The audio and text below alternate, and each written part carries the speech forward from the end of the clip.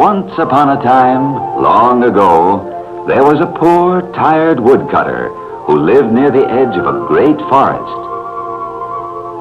He had 2 children.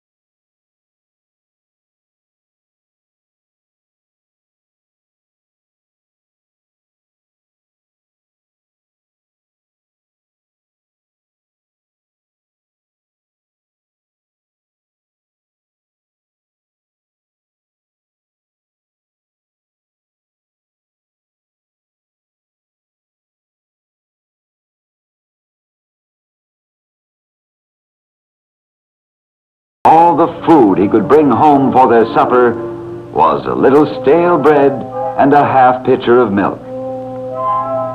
He was so worried, as it was barely enough to keep his children from starving.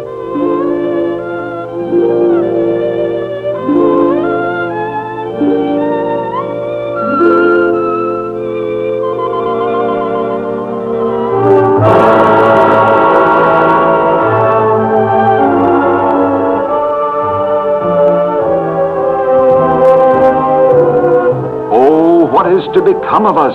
Cried the poor woodcutter. Our last bit of food gone. Hansel knew that Gretel had not intended to break the pitcher nor spill the milk, and tried to comfort her. But he knew too how worried his father was and wanted to help him in some way. With the half loaf of stale bread under his arm, he took Gretel to the front porch, where he wanted to tell her about his plan to get food for their supper.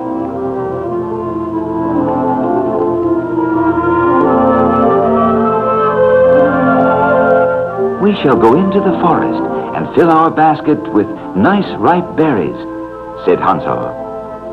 But Gretel was afraid. She thought they might get lost without their father.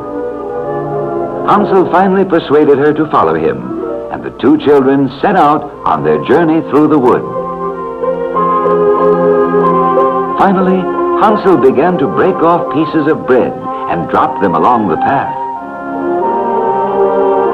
See, Gretel, said Hansel, when our basket is filled with berries, we shall follow the trail of breadcrumbs back to our house.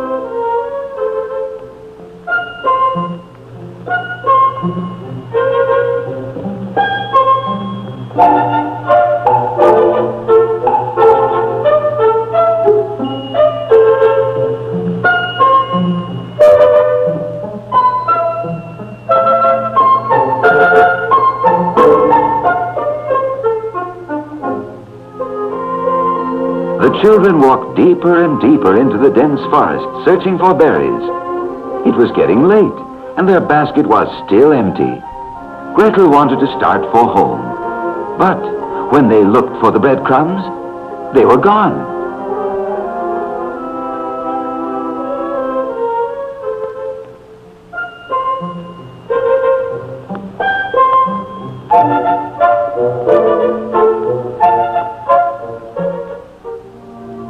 Don't be afraid, said Hansel. In the morning, we shall find our way home, somehow.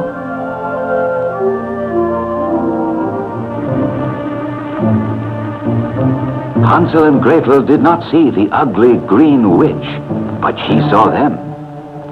Every living thing in the forest was afraid of the old witch, as it was said that she possessed strange magic powers.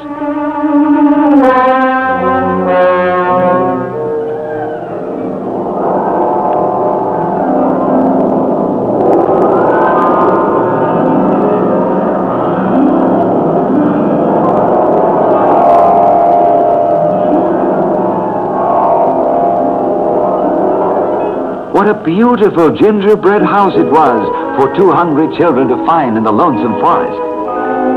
Hansel thought it strange that they hadn't noticed it before.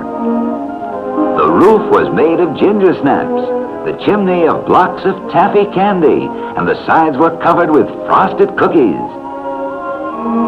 They were just about to eat the candy windowsill when they heard a voice say, "Nibble, nibble, little mouse, who is nibbling at my house?" "Oh, you poor hungry children," the old woman said in a very cheerful voice. "I'm so glad you like my gingerbread house." Then she said in a more kindly voice than before, come inside, and I will give you something very nice to eat."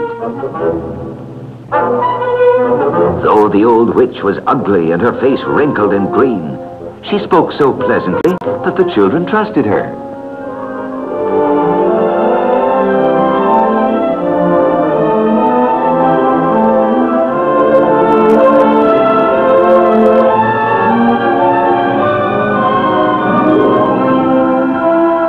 Hansel and Gretel were so very hungry, and there before them was a feast good enough for a king.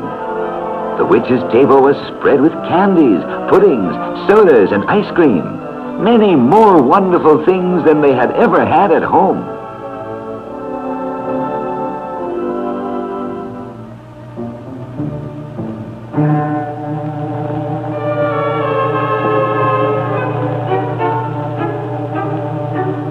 Suddenly, the old witch seized Hansel by the collar and jerked him out of his chair. And before he knew it, he found himself locked in a golden cage.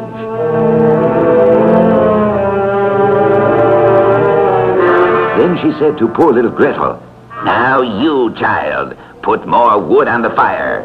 Go do as I say. We are going to bake gingerbread today."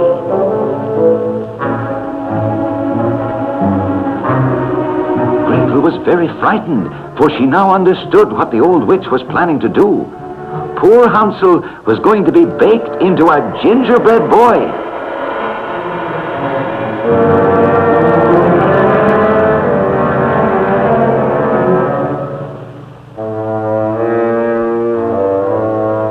"Now, child, test the oven and see if it is hot enough," said the old witch. Gretel pretended not to know how to test the oven. "Oh, you stupid girl," said the angry old witch. "I will do it myself." Gretel thought of poor Hansel locked in the cage, and she knew what she must do.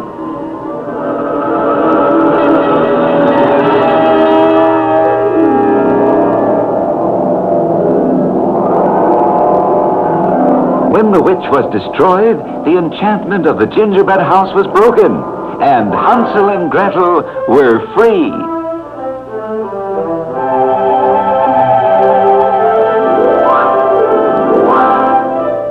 Because of Gretel's brave deed, the entire forest was now free of the witch's evil spell.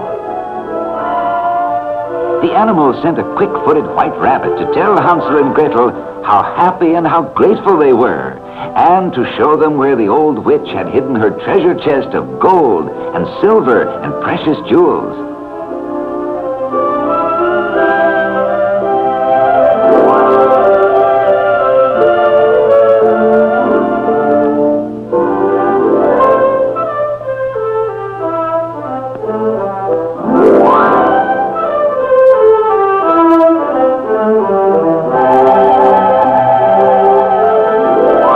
The woodcutter had been looking for his lost children and had almost given up hope when he found their basket. What a happy little family they were to be all together again. Now, with the wonderful treasure chest full of gold and jewels, they need never go hungry again. And they lived happily ever after.